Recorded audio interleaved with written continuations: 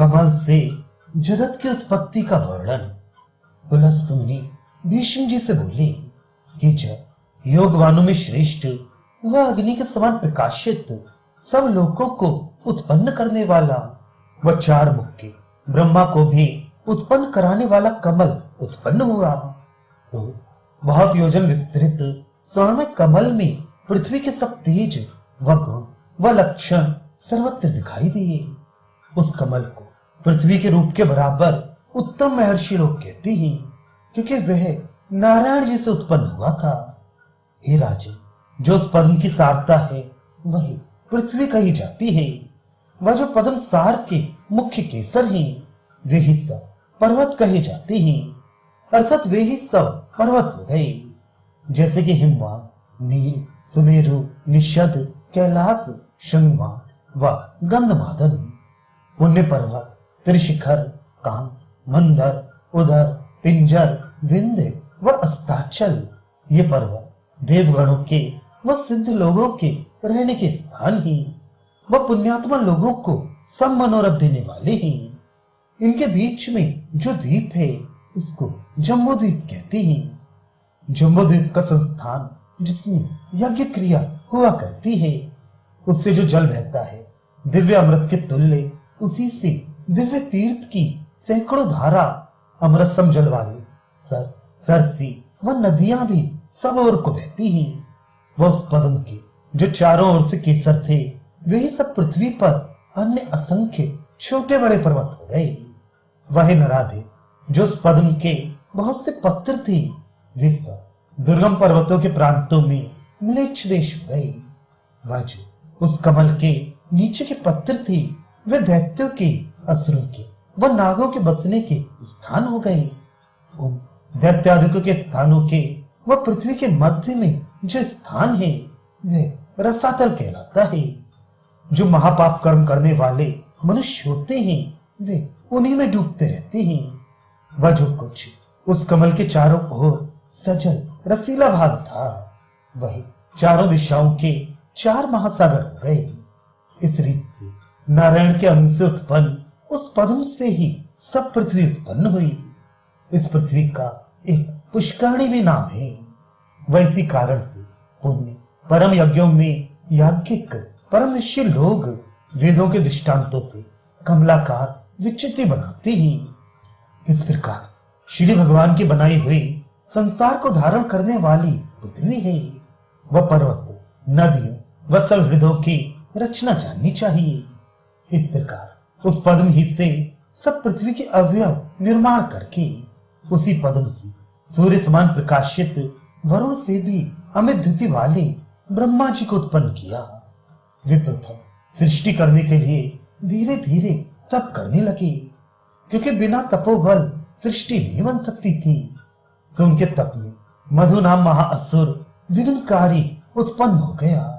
वह उसी के साथ कैटव नाम असुर भी उत्पन्न हुआ। वे दोनों रजोगुण व तमोगुण से उत्पन्न हुए। वह दोनों बड़े तपस्वी हुए।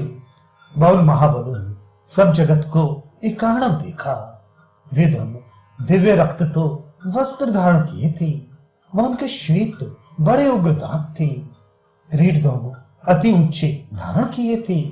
बहुटा व कंकन पहने थे। बहुत फैले हुए बड़े बड़े लाल लाल उनके नेत्र थे। मोटी उनकी छाती थी। बाहु बड़े लंबे व मोटे थे। अंग उनके ऐसे पुष्ट थे मानो चलायमान दो पर्वत ही थे। नवीन मेघ सम श्याम चमकते हुए रंग के आदित्य सम प्रकाशित मुख वाले थे। प्रकाशित अंगन धारण किए हुए हाथों से अति भयानक थे। वह अपने पादों के चलाने के विक्षेप से उस प्रलय के समुद्र को खलबलाए देते थे। वह शयन करते हुए मानो मधु दैत्य के मारने वाले श्री हरि जी को भी कंपायमान कराते थे।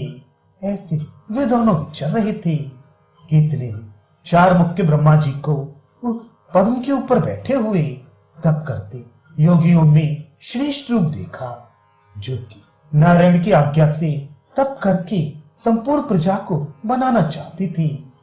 वरन देवताओं व विश्व देवों को व मरीच आदि मानसी पुत्रों को उत्पन्न भी करना चाहते थे। तदनंतर कुटिल दृष्टि से देखते हुए वे दोनों दुष्ट असुर क्रोध से नेत्र लाल कर उन ब्रह्मा जी से आकर बड़े अहंकार से बोले कि चार मुख धारण किए हुए वह सफेद पकड़ी बांधे हुए तो कौन पुरुष है जो उस महारणम में कमल पर बैठा है? हम दोनों को कुछ भी नहीं गिनता, जो अति निष्प्रय सा बैठा हुआ है। यहाँ आ, हम दोनों को युद्ध दे। हे कमल से उत्पन्न, हम दोनों के मारे तो इस महारणम में नहीं रह सकता। वह कौन होता है जिसने तुझको यहाँ नियत किया है? तेरा सृष्टा कौन है? वह रक्षक कौन है? उसका नाम क्या है? इतना सुनकर ब्रह्मा जी बोले कि जिसके समान लोक में कोई शक्ति नहीं धारण कर सकता, वे विष्णु एक कहलाते हैं। उन्हीं के सहयोग से हम उत्पन्न हुए हैं। वह वे ही हमारे रक्षक हैं। वह उन्हीं की आज्ञा से हम यहाँ बैठे हुए हैं। तुम दोनों उन्हीं के पास जाओ। यह सुनकर मधुकैटभ दोनों बोले कि हे महामुनि, लोक में हम दोनों से परम उत्कृष्ट अन्य कोई नहीं है, क्योंकि हम दोनों रजोगुण व तमोगुण से इस विश्व को आच्छादित किए रहते हैं। रजोगुण व तमोगुणी हैं। इसी से ऋषियों के वचन भी उल्लंघन करते व धर्मशील ऋषियों को भी हम इन्हीं दोनों गुणों से आच्छादित रखते हैं। सब देहधारियों को नाश करते हैं। वह युग युग में हम दोनों द्वारा संसार युक्त होता है। हम दोनों महादुस्तर हैं। वह हम दोनों अर्थ, काम, यज्ञ व अन्य सबों के ग्रहण करने के पदार्थ हैं। वह हम दोनों में ही सब हर्ष सुख है।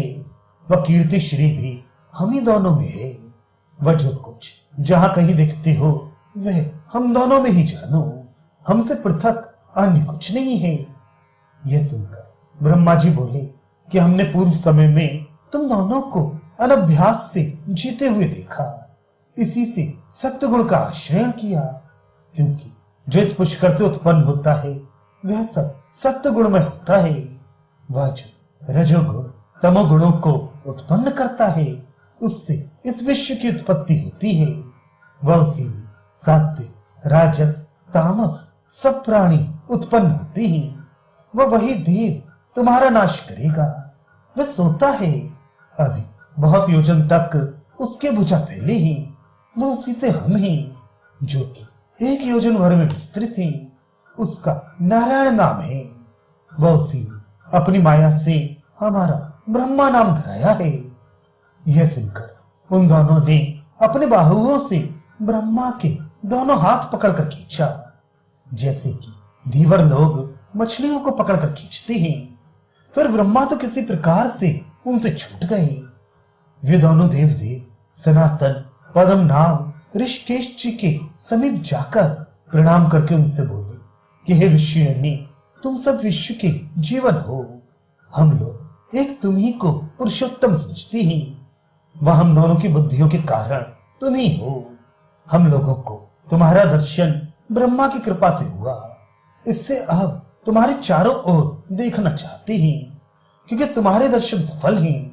हे समर में विजय पाने वाले, तुम्हें नमस्कार करते हैं। इतना सुनकर श्री भगवान बोले, हे असुर सत्यों, किसलिए हमसे बोलते हो? कहो, हमने तो तुम दोनों को मोक्ष दिया था। बड़े आश्चर्य की बात है जो कि तुम फिर जीना चाहते हो। तब मधुकैटभ बोले कि हे प्रभु, आपने मुक्ति तो दी थी, पर हम लोगों की इच्छा है कि जहां कहीं मरे वह वध को प्राप्त हो। इससे हम अब चाहते हैं कि हम दोनों आपके पुत्र हों। श्री भगवान जी ने कहा कि अच्छा, तुम आगे होने वाले कलयुग में हमारे पुत्र होगे, इसमें संदेह नहीं है। ये हम तुम लोगों से सत्य ही कहते हैं। इस प्रकार उन दोनों असुरों को वर देकर सनातन विश्व कारक देवोत्तम श्री प्रभु जी ने सहस्त्रबाहु व अर्जुन के समान उन दोनों को रजोगुण तमोगुण से युक्त होने के कारण प्रतापी जानकर अपनी जांघों के नीचे दबा लिया। तो ब्रह्मा जी फिर कमल में बैठकर ऊपर को एक हाथ उठाकर घोर तप करने लगे, जिससे मारे तेज के प्रज्वलित होने लगे, जैसे कि अंधकार के नाशक स्वामी सूर्य प्रज्वलित होते हैं। तब उस समय वे धर्मात्मा ब्रह्मा जी किरणों से युक्त भास्कर के समान प्रकाशित हुई। तब उस समय अन्य रूप धारण कर शंभु व नारायण महाप्रभु वहां आई। सो एक महातेजस्वी तो योगाचार्य बनकर आए, वह दूसरे सांख्य शास्त्र के आचार्य महामतिमान कपिल देव ब्राह्मण श्रेष्ठ होकर वे दोनों महात्मा पूर्व दिशाओं के क्षेत्रों में तत्पर रहती थी। वे दोनों ब्राह्मण आकर अमित तेजस्वी ब्रह्मा जी से बोले, जो कि परावर के जानने वाले व महर्षियों से पूजित थी। वे ब्रह्मा भी जगत की स्थिति में आरूढ़ थी। इसी से सब प्राणियों के अग्रणी व त्रिलोक के पूजित कहलाती थी। उन दोनों के वचन सुनकर जो कि विमोहित होकर उन्होंने पूर्व काल में कभी कही थी, ब्रह्मा जी ने तीन इन लोकों को उत्पन्न किया। जैसे कि यह ब्रह्मा की श्रुति है, वे ही ब्रह्मा के पुत्र हुए। वह उन्होंने फिर अन्य ऋषियों को आज्ञा दी, वह उनके आगे ब्रह्मा जी स्थित रहे। उनमें से उत्पन्न होते ही एक ब्रह्मा जी का मानसी पुत्र ब्रह्मा जी से बोला कि आप कहें मैं कौन सहायता आपकी करूं। तब ब्रह्मा जी उस अपने मानसी पुत्र से बोले कि जो ये कपिल ब्राह्मण है सो नारायण में पर है, जो ये तुमसे कहे वही तुम करो। जब ब्रह्मा जी ने ऐसा कहा तब वह ब्राह्मण ब्रह्मपुत्र कपिल देव सांख्याचार्य के व योगाचार्य पतंजलि के समीप गया। वह हाथ जोड़कर बोला, हम तुम्हारे दोनों जनों की सेवा करना चाहते हैं, सो कहो क्या करें। तब कपिल देव जी बोले कि जो सत्य अक्षर है, जिससे फिर अष्टादश प्रकार के अनुदात्त आदि होते ही, वह जो तथ्य अमृत रूप है, वह जो परम पद है, उसको तुम स्मरण करो। ये वचन सुनकर वह ब्रह्मा पुत्र उत्तर दिशा को चला गया। वह वहां जाकर ज्ञान दृष्टि से ब्रह्म को प्राप्त हो गया। तब फिर ब्रह्मा जी ने भूलोक उत्पन्न करके फिर द्वितीय भूलोक को उत्पन्न किया। वह मन से उसी का संकल्प भी किया। उस समय अन्य सृष्टि की इच्छा नहीं की। तब वह लोक भी ब्रह्मा जी से बोला कि क्या करूं। तब पितामह जी ने आज्ञा दी कि तुम इन योगाचार्य ब्राह्मण के समीप जाए कि जो कहे करो। वह योगाचार्य के समीप गया। उन्होंने अमृत रस में भगवत भक्ति योगाभ्यास की रीत से उसे सिखाया। वह उस योग को ग्रहण करके अपने स्थान को चला गया। उसके भी चले जाने पर फिर उन प्रभु ब्रह्मा जी ने तीसरा पुत्र उत्पन्न किया। वह मोक्ष प्रवृत्ति में कुशल हुआ। वह भू हुआ, उसका नाम था। वह गोमती नदी के तीर नैमिषारण्य तीर्थ में जाकर उन्हीं दोनों में सांख्याचार्य व योगाचार्य की अनुमति से परमेश्वर का स्मरण करने लगा। इस प्रकार ये तीनों ब्रह्मपुत्र महात्मा शंभु जी के भक्त हुए। ब्रह्मा के उन तीनों पुत्रों को ग्रहण करके नारायण भगवान व अतिशय कपिल देव जी चले गए। वह शंभु भी चले गए। जिस काल में नारायण भगवान व कपिल अतिशय गए, ब्रह्मा उसी काल से फिर घोर तप करने लगे। पर जब तप न कर सके, कुछ घबरा से गए, तो अपने आधे शरीर से उन्होंने एक भार्या उत्पन्न की। वह उससे कहा कि अपने सदृश पुत्रों को तुम हमारे संयोग से उत्पन्न करो। तब उससे विश्वदेव व प्रजापति लोग उत्पन्न हुए। वह सब तीनों लोग उत्पन्न हुए। उनमें प्रथम विश्वदेव ने तप किया। वह उन्होंने सब किसी के हित करने वाला धर्म नाम पुत्र उत्पन्न किया।